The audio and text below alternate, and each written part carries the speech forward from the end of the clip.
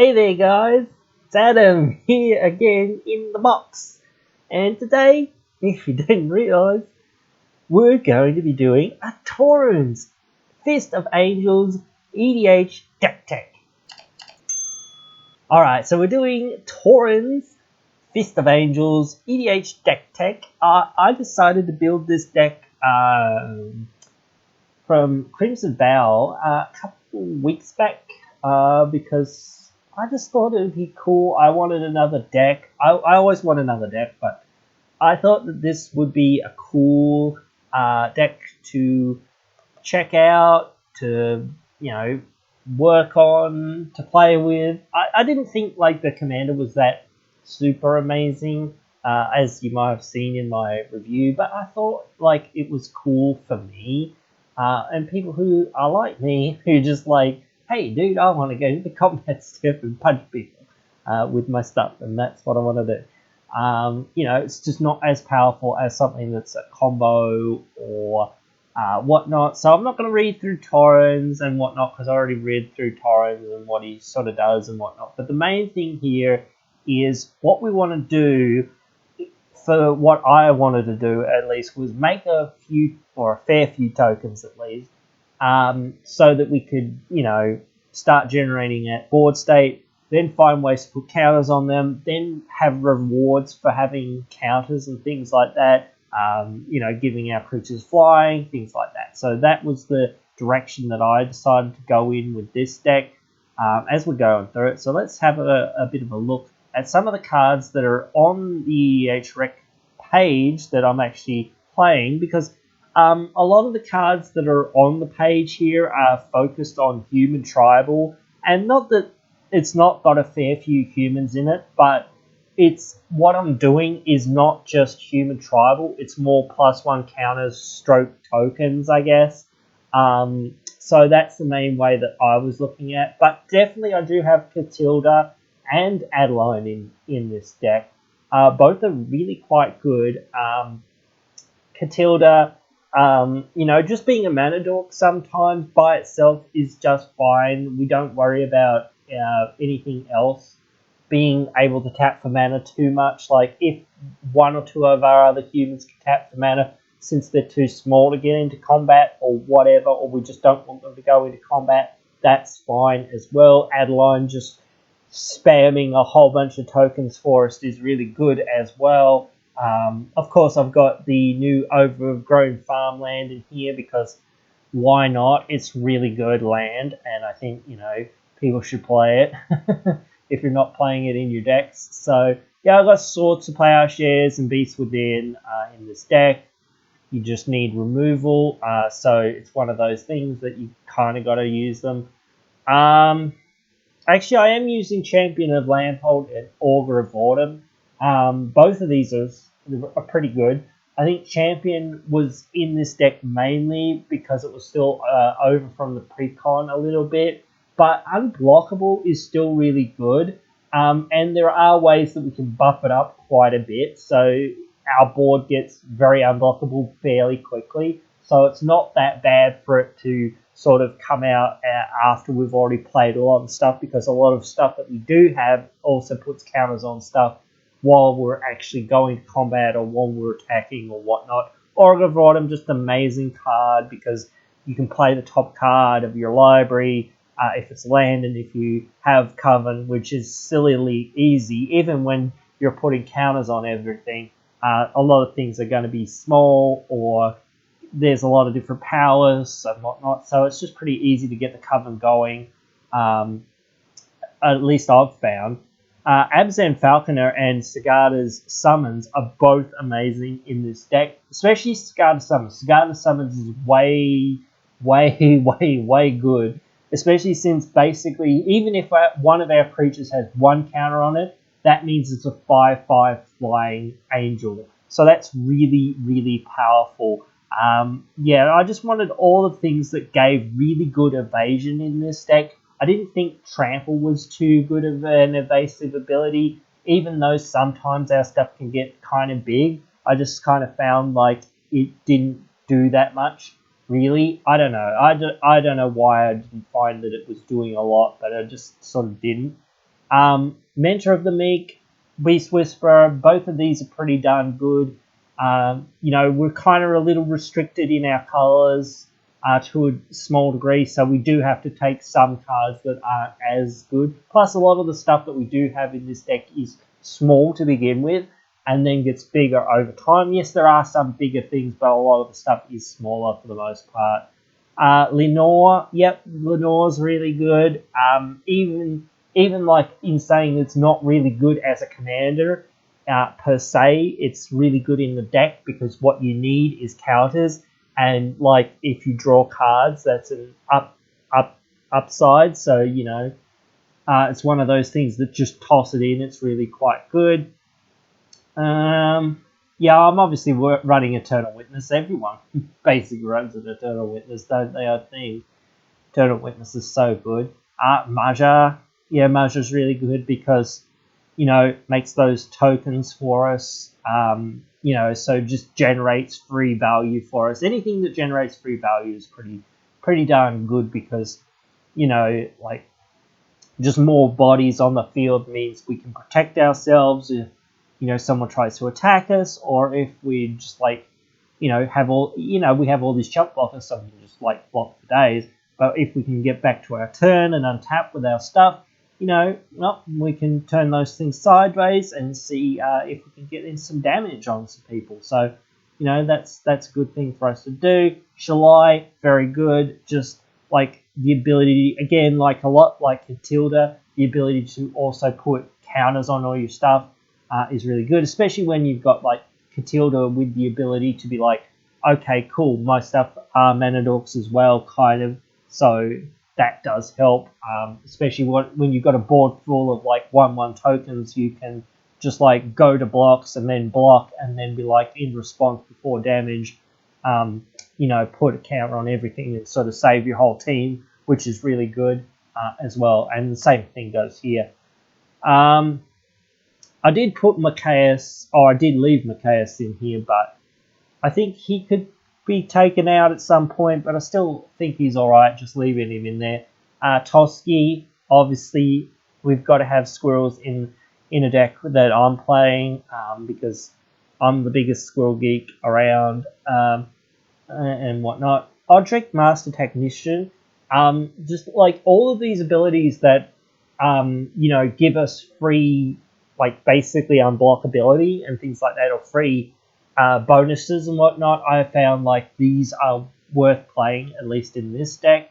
Sakura Tribe-Elder, not exciting, but of course really quite good anyway. Crater Hoof, I just so happen to have a couple Crater Hoofs, so that's one of those things where if somebody's well, I need a budget Crater Hoof, you might need to find something else, but still, I did put in other cards as well along with Crater Hoof. But I also put White Main Line in here because we have a couple other payoffs besides our commander that actually make tokens when we play creatures and whatnot. Plus, we just want to play creatures anyway because we've got Beast Whisperer and things like that say whenever a creature comes into our battlefield or whatnot, we draw a card. Or even Mentor of the Meek. This will trigger Mentor of the Meek to pay 1 mana to draw a card.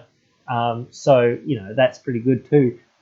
Plus, it's instant speed. We can just make a board full of tokens, get back to our turn, buff them up with some of our counters, shenanigans and whatnot, and then go to town on people. So yeah, really good. Godotin and Oketra, really amazing because again, a lot of the stuff or the other stuff that's in the deck is kind of small, so making these 4/4s is really good. That means we can get all of the other tokens easily up to 4 power, which is sort of like a magic number, I guess, for the most part. Anything that's under 4 is usually pretty small. Once you get to about 4 or so, it starts becoming pretty big, which is pretty useful. Orinfrost Fang, just everyone knows that that's an amazing card, I think, for the most part. So yeah, I obviously have one. Again, it's sort of a little bit pricey. So is Godo Eternal Ketra, actually. Some of the cards that I put in are a bit more expensive to a degree, I guess, but you can still find a lot of these cards or budget, some other budget things. But yeah, Victory's Envoy, it came in the pre-con, but it's still a really great card because again, You go to combat, you put counters on all your stuff, you get in there for some damages, and sometimes you'll trigger that training ability because you've put counters on one thing, or you put, suddenly now your commander's, at a certain toughness or a certain power, and the person that, hey, well, I can't really attack them because they've got a whole bunch of 4/4s. Oh, wait, now my commander's a 5/5, now I can attack them or whatnot, and get in there and start doing things and whatnot. So Luminarch Aspirant, really good as well. It's only one creature, but still that's pretty good to get a counter on a thing every combat. As I said, I didn't really think Tuskarr Champion, the Trample, was that good. I just thought, no, it doesn't really do it. I didn't mind Stalhort Pathlighter, to be honest. It wasn't that bad, but it really wasn't that good. I just found that I wanted something else, and just like the Indestructible just wasn't worth it a lot of the time, because either we've just got a bunch of 1/1s or 2/2s or whatever, and that doesn't matter enough, or at the time that it might matter-ish, it really doesn't matter-ish, because basically you either say, okay, well, if my stuff dies in this combat and I can't come back from it, then why am I doing it? Or why don't I attack the other people that can't defend as well? But then again, you've got that difficult decision of being like, well, what can I do against the player that's, again, the most threatening at the table, besides just sit here and hope to block or whatever. Sometimes that's a little annoying, but even if you're not going to get through damage, again, it's just well, what's the point then? You get into those positions of being well, I'm just going to not do it, because, again, it takes a turn to really, be out summoning stick and all this so everyone sees what's happening kind of thing. So it's just well, this is what I got kind of thing. So it's just yep, oh, there it is, but yeah. This is one of those things about some of those cards. A lot of the cards that are here, again, very much human tribal, not on the token stroke +1 counter generating plan. But I know I was running Colonial Hydra and a couple other cards like that to, put more and more counters on. The new Averbruck Champion that basically puts counters on creatures as well. So yeah, I can't remember its actual. But I was actually running Avenger of Zendikar in this deck as well, because I thought Avenger of Zendikar seems pretty dumb, just making all of these tokens and then landfall. You get a whole bunch of powered up saplings or whatever they are, or plants or whatever they are. That suddenly have flying, suddenly 4/4 or 5/5 flyers and whatnot, out of nowhere. That seems really good. Or they just have other abilities, or again it helps out Tuskarr Champion, whatever it's called, to put a whole bunch of counters on it to make all of your stuff pretty unblockable. So yeah, there's a lot of that. I don't want to go through too many of the instant sorceries. I think the main meat of a lot of these decks is in the creatures, stroke, artifacts, and enchantments for the most part. But there's a lot of obvious cards like Generous Gift, Nature's Claim, things like that I put in there. Some of the cards that I see put in to some other decks, I just kind of go, well, that's cool for a deck that's doing that or whatever. It's another human tribal sort of style deck or whatnot for the most part. But a lot of obvious cards in the sorceries as well, like Rampant Growth 3. I actually don't think I had Rampant Growth, actually. You took it out probably. But I put in Into the North, which searches out a snowland, which can also get dual snowlands, which is really good as well. Not that I have any dual snows in this deck, but yeah, that's really good, especially for Field of the Dead, which we'll definitely talk about later, but it's still really good. 3 visits, like Nature's Law, that sort of thing. Pretty obvious. Balaget Recovery, just another sort of staple, I guess, that finds its way into a lot of decks. Fast Seek, obviously, again, sort of another obvious card that goes into a lot of decks. You put it in to get your duels or to get your fixing or whatnot. Winds of Abandon. I love Winds of Abandon myself. I think Winds of Abandon is a little bit underrated. It path to exiles all your opponent's stuff.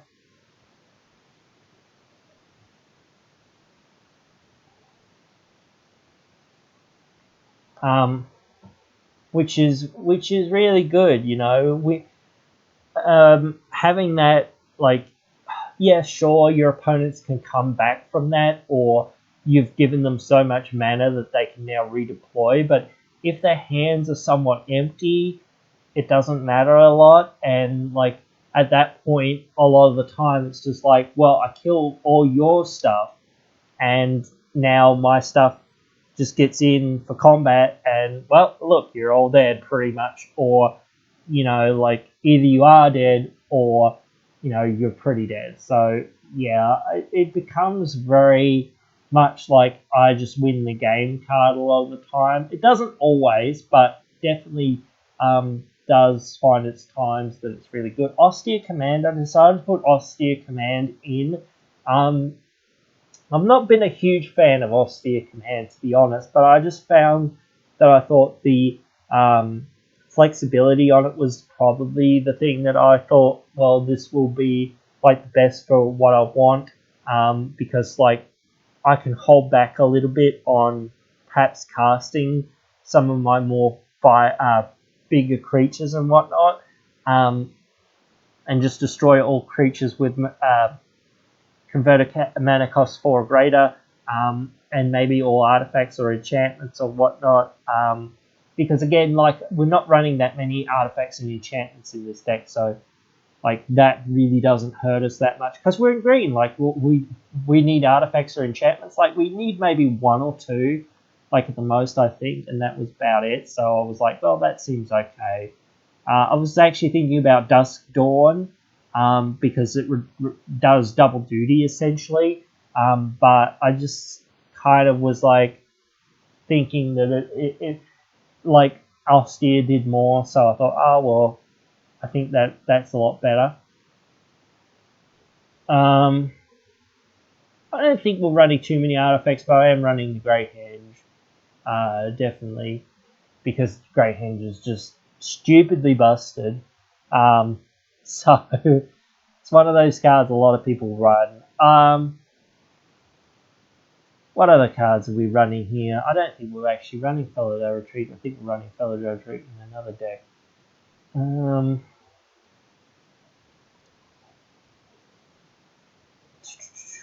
I was thinking about running Glorious Sunrise, but I was just like, nah, it's only one thing. You know, like counter could be nice, but you know, like it does too many things, but not too many things well enough.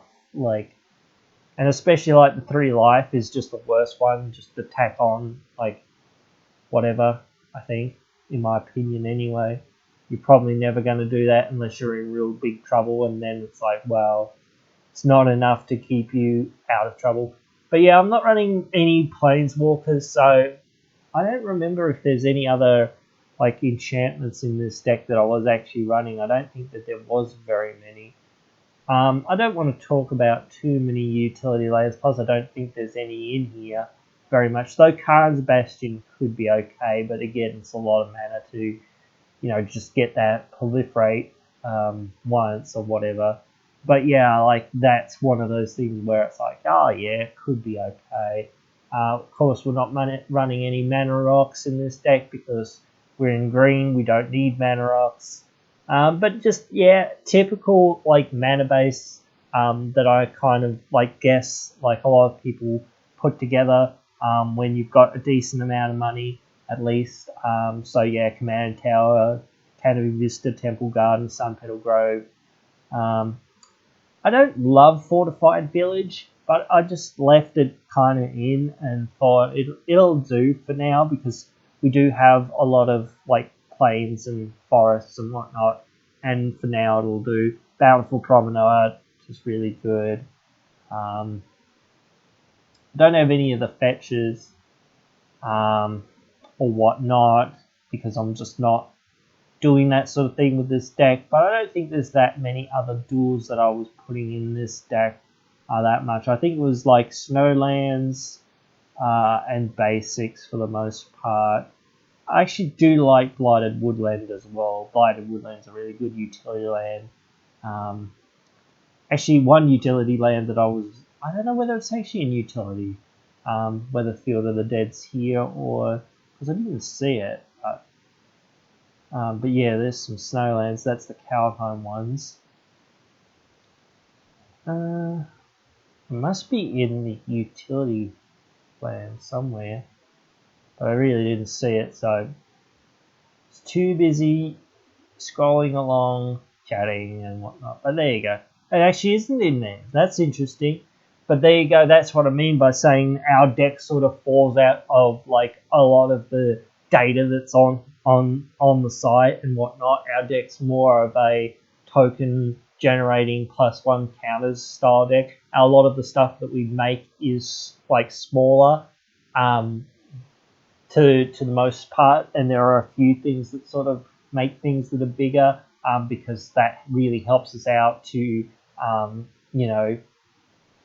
get more and more counters on our stuff, get our stuff to a decent power and toughness and whatnot so that we can keep getting in combat as the game goes along. The thing that does really stop the deck a lot is things like Toxtril and decks like that, things that are just like, make you not be able to sort of like get out there and start doing things, because that's how you really get going with this deck, is like you've got to have those few turns where you can get in there and do what you need to do to lower people's life totals and whatnot. And if you stumble sometimes, like missing your 3rd or 4th land drop or whatever, or 5th land drop or whatever, it's like, oh, okay, well now I can't play this card that will really affect what's going on and help me like keep going. And like if I miss that land drop and if I'm behind a turn or two, then it's just kind of like over to a degree for the most part. But yeah, like that is how it is a lot of the time. There's also a few other cards that are in this deck, like Wood Elves and whatnot, obvious cards to a degree for the most part and whatnot, that, just like ramp cards, draw cards, whatnot, things like that, or just like +1 counters cards, or token generating cards. I took some of the token generating cards out to a degree because our commander is the main thing that does generate tokens. So most of the stuff that generates tokens in this deck is bigger stuff or stuff that gives a buff to the stuff that's already making, like whatever it is, Marja. I was saying before, it gives the tokens that makes +1/+1. It gives other creatures +1/+1 too, but that means that it'll help build up the board a lot more. So it helps out a lot more stuff. But anyway, as I say, that's sort of like the path that I decided to go down. I'll leave a deck link in the description below so you guys can see the full deck list that I came up with. It's not the perfect deck list. I don't think any deck list is, because again, there's going to be new cards coming out soon at some point, so I'm sure this will tweak for me quite a bit eventually. But again, that is how it is. I'm always tweaking decks and whatnot, which is a lot of fun. And I know a lot of people really enjoy tweaking with their decks and whatnot. So, if you enjoy that sort of stuff, we'll get along really well. But anyway, guys, as I said, that's pretty much it for discussing this deck and whatnot. So yeah, if you want to check out the deck list, it'll be in the description below. Tell me what you guys think of the deck if you go and check it out over on MTG Goldfish over there, and let me know what you think about it, or what other decks you want to see me talk about, because I've got a couple other decks that I've built recently and whatnot, or fairly recently or whatnot, that I haven't really covered on the channel, and I want to cover more things. Plus I've sort of altered some decks and whatnot I love just like fiddling with everything, but you know, it is what it is. But anyway, yeah, write your thoughts down there in the comments below. I'll be sure to try to respond to all the comments. I really enjoy talking to you guys about all these geeky things that really enjoy. And yeah, I'll see you down there in the comments below, or I'll see you in the next one. Hey, you've just finished watching one of our videos. A bunch of other videos are popping up on your screen now for you to check out, so why not check them out?